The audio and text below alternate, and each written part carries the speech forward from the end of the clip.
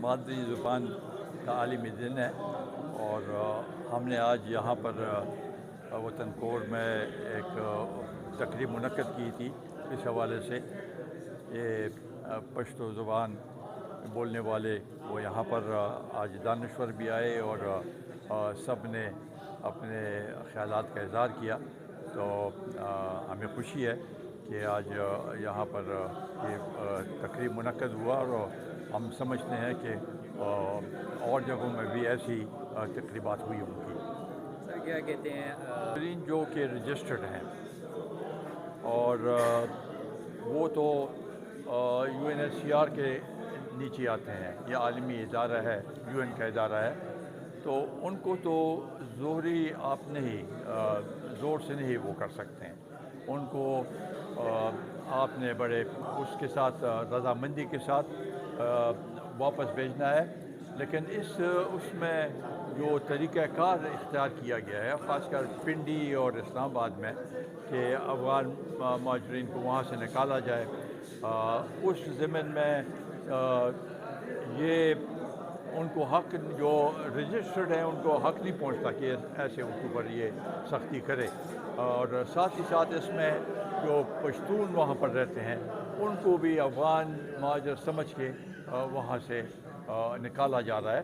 تو اس کی ہم مذمت کرتے ہیں اس کے سے. سر آخری سوال جرم کے حوالے خیال ہے کہ اس کے 4.5 مہینے تقریباً ہو گئے ہیں ان لوگوں کو کہ اور ملک کے حصے کے ساتھ رسائی نہیں ہے. یہ ایک ایسا مسئلہ تھا کہ صوبائی مسئلہ تھا جس کو اگر بر وقت اس کے اوپر اقدامات لیے جاتے تو یہ حل ہو سکتا تھا بڑے آسانی سے. لیکن یہ اس حکومت کی غفلت ہے کہ جس دن یہ واقعہ ہوا اس کے دوسرے ان کے ذہن میں تو صرف لانگ مارچ تھا کہ بھئی اسلام آباد لانگ مارچ کرنا ہے، اس کی طرف توجہ نہیں تھی، ابھی تک نہیں تھی. جو یہاں کا چیف ایگزیکٹو ہے روزانہ متضاد بیانات دے رہے ہیں. ابھی تو کہتا ہے کہ یہ سیکٹیرین معاملہ ہے، پہلے کہہ رہے تھے کہ یہ زمین کا وہ ہے تو ہے زمین کا، لیکن وہ چونکہ وقت اتنا اس میں گزر گیا تو اس سے بہت سے سوشل میڈیا پہ اور اس پہ بڑے خدشات وہ ہو گئے ہیں. تو میرا خیال ہے کہ اس میں صوبائی حکومت بھی قصوروار ہے، اور جو وہاں کی لوکل ایڈمنسٹریشن ہے وہ بھی. جب ایک دفعہ جرگہ ایگریمنٹ ہو جائے اس کے بعد کیسے دوبارہ ایسے واقعات ہو سکتے ہیں جس میں لوٹ مار بھی ہو، گاڑیوں کی لوگ شہید بھی ہوں. یہ دو تین واقعات ایسے ہو گئے ہیں. تو میں سمجھتا ہوں کہ یہ ان کو چاہیے کہ اسی پہ توجہ دیں. یہ ابھی صرف اور صرف سیاست نہ کریں اور صرف بانی کی رہائی کے لیے وہ اپنی جگہ، لیکن جو حکومت کی باغ دوڑ ان کے پاس ہے تو یہ ذمہ داری ہے، اور ہم سمجھتے ہیں کہ یہ اپنی ذمہ داری پوری کرے. وہ اس لحاظ سے اپنی ذمہ داری پوری نہیں کر رہے. ٹھیک ہے جی، شکریہ. کارکردگی اب تک کوئی اچھی نہیں رہی. اللہ کرے کہ بہتری آئے، اور ہندوستان کیونکہ روایتی حریف ہے اور یہ اس میں وہ اچھی پرفارمنس کرے کہ جیت جائیں گے. آپ کو کیا لگتا ہے کہ کون جیتے گا، کس سے زیادہ چانسز لگ رہے ہیں؟ یہ تو ابھی بتانا مشکل ہے. کرکٹ ایک ایسی گیم ہے کہ اس کا کچھ پتہ نہیں چلتا. ہم نے ہندوستان کو ہرایا بھی ہے، اور ہم یہی چاہتے ہیں کہ پاکستان جیت جائے. ٹھیک ہے. اچھا، ماضی میں بھی اس طرح ہوا ہے کہ کرکٹ ڈپلومیسی سے دونوں ممالک کے جو ہے تعلقات بہتر ہوئے ہیں، تو اس بارے میں آپ کیا کہیں گے کہ ابھی بھی اس طرح ہونا چاہیے؟ ہونا تو چاہیے، لیکن میرا خیال ہے کہ ہندوستان کی طرف سے یہ ان کا ایک منفی رویہ رہا ہے، اور یہ رویہ اگر رہا تو کرکٹ کو بھی وہ متاثر کر سکتے ہیں اس کے سے. ٹھیک ہے. Thank you. اس حوالے سے دوبارہ سوال کریں. اس میں صوبائی حکومت کی نااہلی ہے بالکل مکمل طور پر. یہ اتنا بڑا مسئلہ نہیں تھا، لیکن انہوں نے اس کے اوپر توجہ نہیں دی.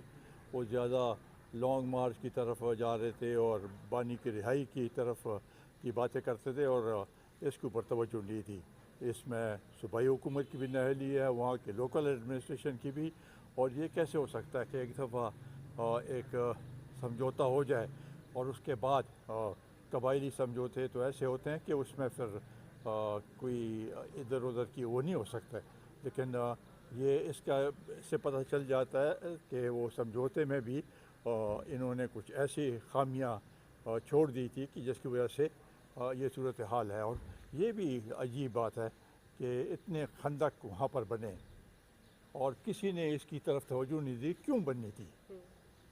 اور اس کی وجہ سے ابھی ان کو ختم کر رہے ہیں. اور ان کے پاس جو اسلحہ ہے وہ اسلحہ میرا خیال ہے پاکستان کی آرمی کے سے زیادہ اچھا اسلحہ ان کے پاس ہے.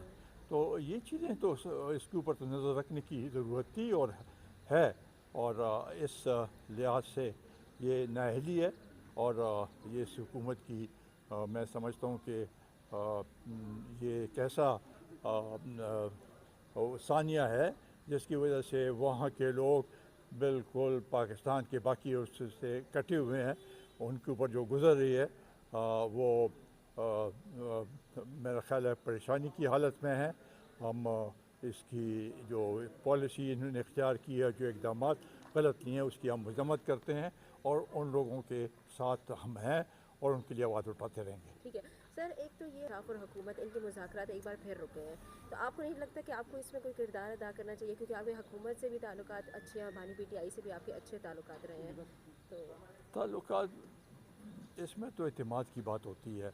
اور میرا خیال ہے کہ یہ جو پہلا راؤنڈ ہوا ہے اس میں دونوں طرف میں تو سمجھتا ہوں کہ دونوں طرف کی غلطی ہے.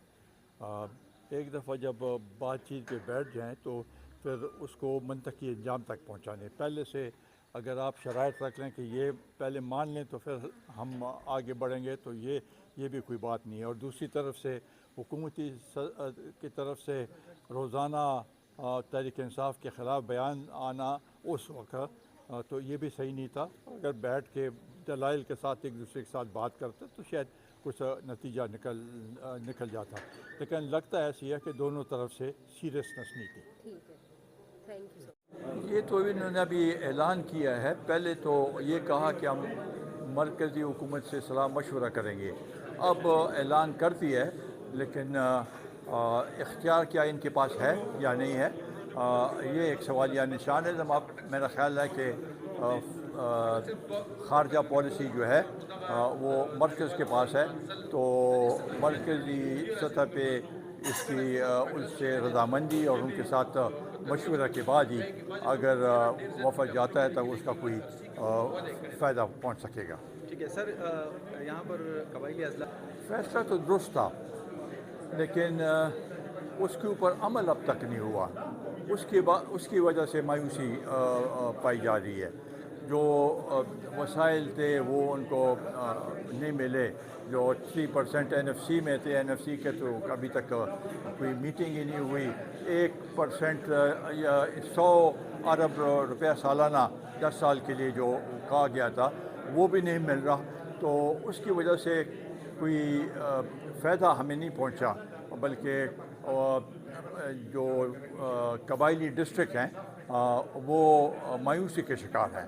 اور اس کی وجہ سے بہت سے ایسے ابھی جرگے ہو رہے ہیں کہ وہ کہتے ہیں کہ یہ واپس اس کو قبائلی اسٹیٹس دی جائے.